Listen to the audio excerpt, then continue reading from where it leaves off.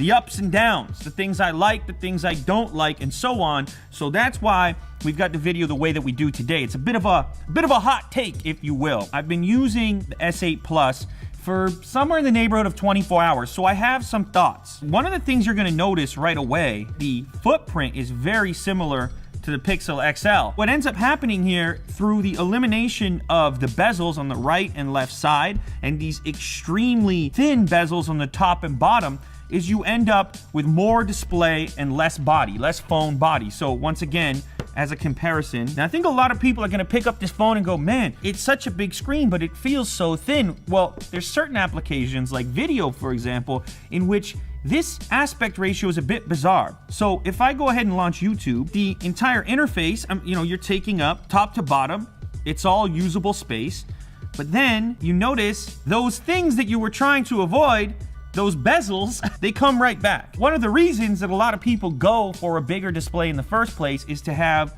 a bigger video viewing experience. But since nothing truly fits this aspect ratio natively, you end up with these black bars. Now granted, within the app, there's the opportunity to punch in. But what you notice there is the top of my head, for example, starts to get chopped off a little bit, because video makers like myself, we're not framing or creating for this bizarre aspect ratio. It sounds like I'm hating on this decision. I'm really not. It's just something that you should probably know. Now, talking about the screen a little bit more, this is, it's the nicest screen ever put on a smartphone. It's OLED. Now, a weird thing about the brightness, if you scale it up to full blast, it kind of gives you a warning. Experience the highest quality display with maximum brightness and screen resolution. This may reduce your battery life. The weird thing is, the way I'm looking at this is in the wake of the Note 7, of course, that whole fiasco with batteries expanding and exploding and so on, it's not the most confidence-inspiring thing to have the manufacturer tell you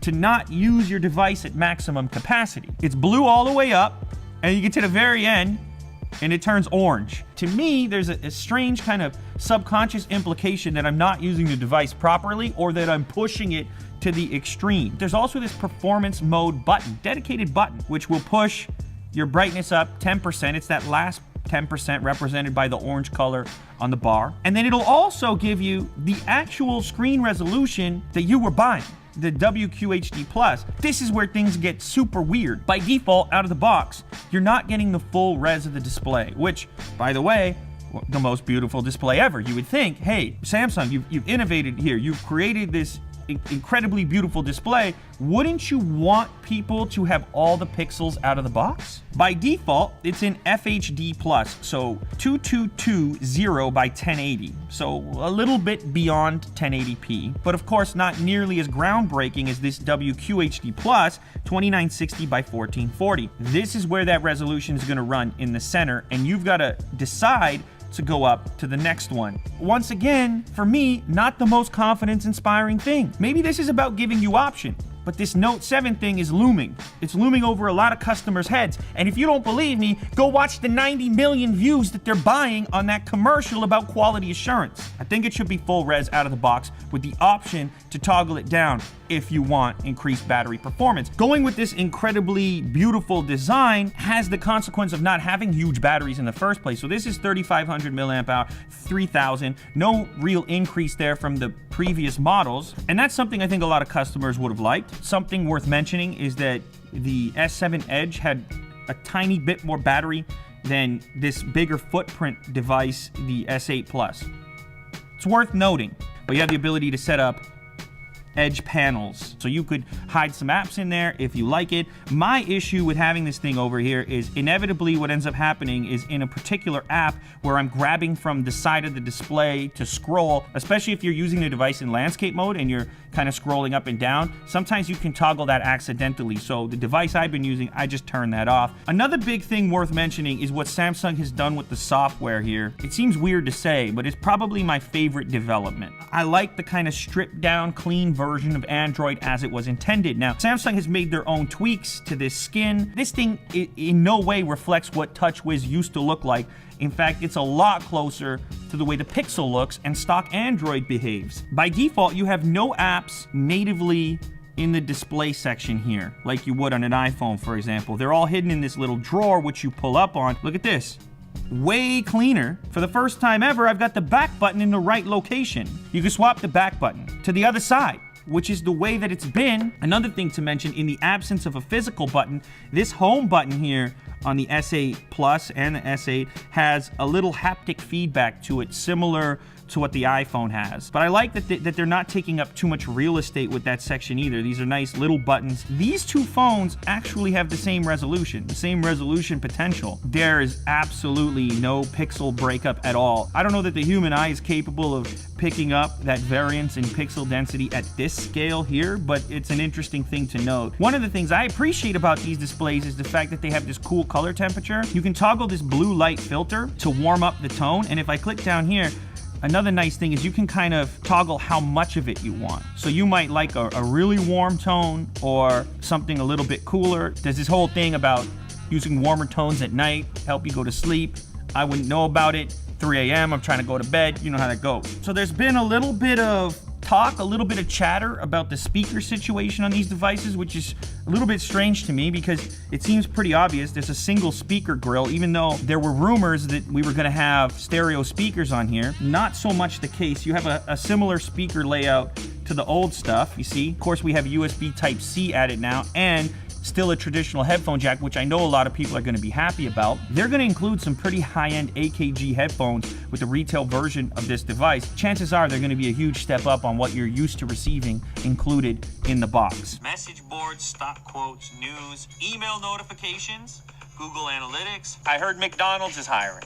You ever flip a burger? So the front-facing camera got an improvement in terms of number of pixels, so it's an 8-megapixel front-facing camera now. On the back, though, you still have 12 megapixels. From what I can tell, though, from what Samsung is saying, there are some software differences in how these images are being handled. Theoretically, maybe there's a slim improvement. I think you're going to see images very close to what the S7 was doing. It's really amazing, the quality of images we're making right now. You now have QHD available on the front-facing camera. When we switch to the back-facing camera, of course, we go all the way up to UHD. You can see the default setting is FHD 1920 by 1080. Plenty of options above that, which you have to select yourself, including a 60 frame per second option at 1080p.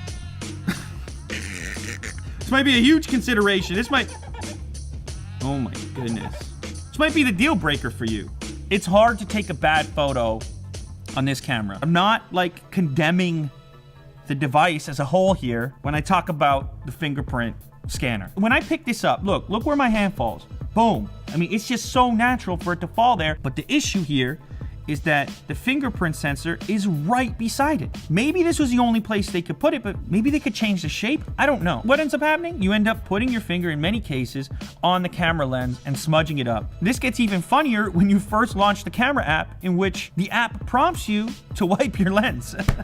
There's also a couple of other options for unlocking the device. The iris scanner, which takes way too long, so I'm not going to use that. And it's a little odd because sometimes you want to unlock your device without looking clearly at it, like lining up, like as if you're taking a selfie. Your other option is this face unlock, in which case you hold it up to your face, it's incredibly quick, and so on. But that one makes me nervous because I'm like, this face is out there. I just don't feel secure with it, so I'll be using this fingerprint sensor even though it's a little bit odd. Oh, this is kind of cool. The adaptive display. This again allows you to optimize the color range, saturation, and so on. Select from these options here: AMOLED Cinema, which is a slightly warmer tone, AMOLED Photo, this dedicated button for this assistant called Bixby. This could be useful in the same way that Google Assistant is. You can still launch Google Assistant. If I hold down here on the home button, you'll see. But they've given it this dedicated button, so for most users, they're gonna click on the side over here. Now, I looked around the settings menu. I can't find any kind of way of remapping that button to something else, which would have been nice. If I click this little button in the corner here, it brings up this thing called Bixby Vision, which is probably the coolest part of Bixby right now. After I pop off a photo of the camera, it'll bring up similar things that it's searched for on the web. I don't know immediately how that's useful. You take a picture of a banana. What do you see? More bananas? Okay. How are you going to compete with Google? So the big question remains: Galaxy S8, S8 Plus, does it suck? You could probably tell. No, not at all. All right? It's a beautiful thing. You'll be happy if you buy it. You just got to figure out if you could have spent that extra money on something else. You go with a cheaper phone, all of a sudden, Maybe you take a vacation. You meet the love of your life. Now you're on a sailboat. Or you could just spend alone time with your S8. You pervert. Dollar Shave Club. You heard that name kicking around in the past. You're probably spending a boatload of cash on your razors right now because you want to look clean. You want to look slick like Tom. It's important in life to protect your most valuable resource. Do you know what that resource is, Tom? Your face. Wrong! Time. That resource is time. It's the one thing you'll never get more of. These guys right here, what do? They send you a package in the mail so you don't even need to think about sharp razors. What is that dull one doing for you? It's messing all this up. Well, you think this comes cheap right here? How long does this take? Not long. Sure, bud. You get a package in the mail. They take care of you once a month. Now you're thinking, wow, once a month? That must be expensive. It's not. In fact, right now, it's $1. $1, that should take care of the terrible smell coming out of you right now.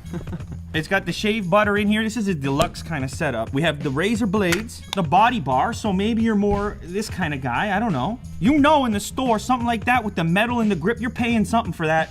Certainly not $1. For the first time ever, Tom will be shaving for you.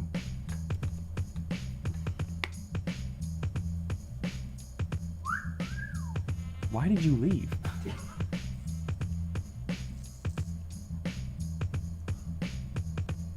Now, Tom was telling me earlier what he likes is he likes to kind of trim up a little bit. He likes to leave a little bit of something going on there. Everything you need to get cleaned up so you can lead a better life. $1 to get started, dollarshaveclub.com/unboxtherapy. How can they look like you, Tom?